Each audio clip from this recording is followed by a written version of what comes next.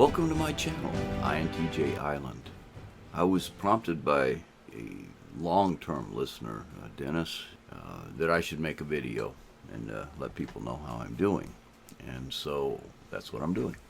This past year and a half, since Dottie died, has been an open door for me to have personal reflection. I've gone over my life, touched on so many things that, how I lived my life and what I'd done differently if I had the chance, and so forth. It's been interesting in that sense. One thing I've come to embrace fully is that when you're in your 70s, there are limits. I've seen what happens to people when they hit their 80s and 90s. They fall, their mind goes away, diseases hit them. It's not a good thing. And you go to a nursing home, I feel so sorry for those people. And it's just, their brains are going away. They put them in front of a television all day long. What a horror show for me. That's my idea of hell, is have to sit and look at a television forever. God.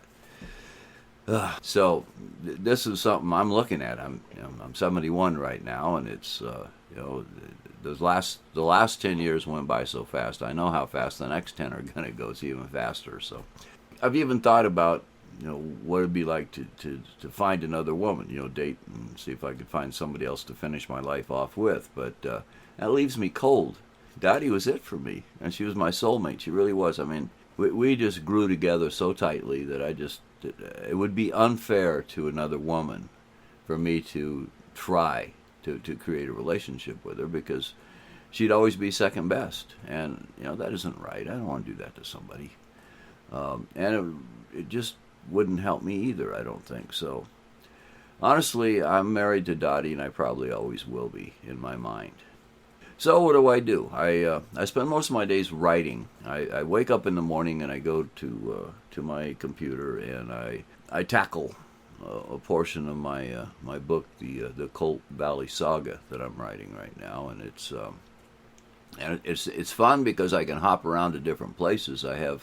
It's covering the ground from the time that Bill and Cookie Colt first arrive on Addis all the way until the whole thing's pretty much complete, and they leave to go off into the galaxy and populate other planets and so forth. I mean, it's a wide range of time.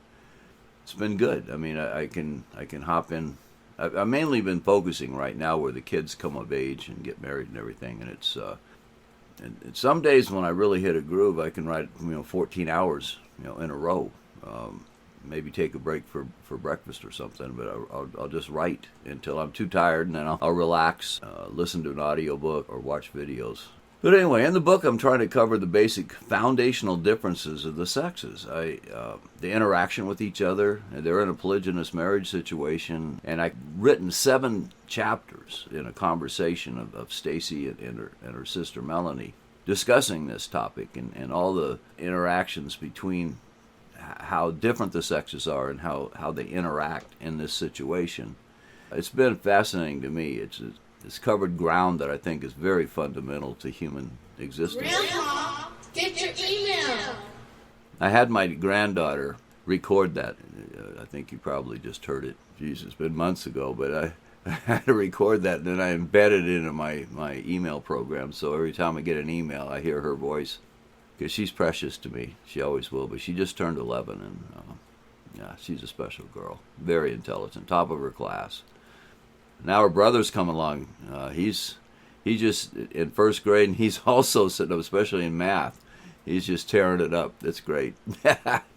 In addition to the way people interact in a marriage, I also have been dealing with the concept of what an abiotic superintelligence would really be like. A couple of days ago, I grabbed 3 old chapters that I wrote when Stacy was 11, and a snippet from a recent chapter, and I sent them combined in a package to family members in an email as a philosophical email, because the whole thing was about philosophy of life, meaning to life. The 3 chapters were based on a discussion between Stacy when she was 11 and her father. And the snippet from the later years was when 7 superintelligences merged together to create an unfathomably brilliant mind that Stacy was part of, and how that finally answered the questions from when she was 11. But anyway, that's where my mind is at. I'm always delving around, trying to understand things, and I found that fiction's a great way for me to put my ideas together, for whatever it's worth. Anyway, I have a brother-in-law who's been reading my writing, and it started in January, and he's gone through like 33 chapters, I believe it is. It's so we've been going all these months. It's almost. It's in October now, so he reads a chapter a week maybe. He'll get in there and proofreading it and let me know if he sees anything that doesn't fit for him or whatever. So I really appreciated that, because it's motivated me. Because if I slow down in one area, he'll finish a chapter and I got to get the next chapter ready. I mean, I've got them written, but it's just a question of getting it polished up to send along. That's been a motivational force for me too. This year I've gone through over 40 audiobooks, including Atlas Shrugged. That's my 4th time through that book. And I've covered quite an array of other genres as well. And it's so much better than watching a movie, sitting and listening to an audiobook. I'll usually work on pictures, and I'll create paintings from digitally from photographs and things. It's very time consuming, but it uses a different part of my brain than the audiobook is using, so I can do both at the same time and do them both well, and it's good.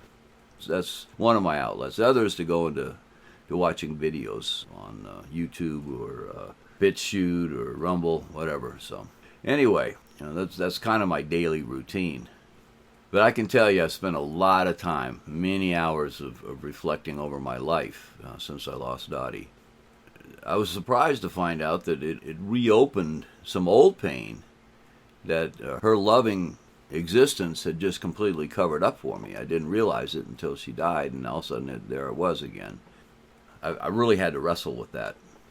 I had a communication with my ex-wife where I'd mentioned the fact that I'm in my house, my apartment, every day, all alone. I don't see anybody, sometimes for a week at a time or more. So it's and her response was, "You should go out and volunteer or something." And I had to laugh at that. That thought never even crossed my mind.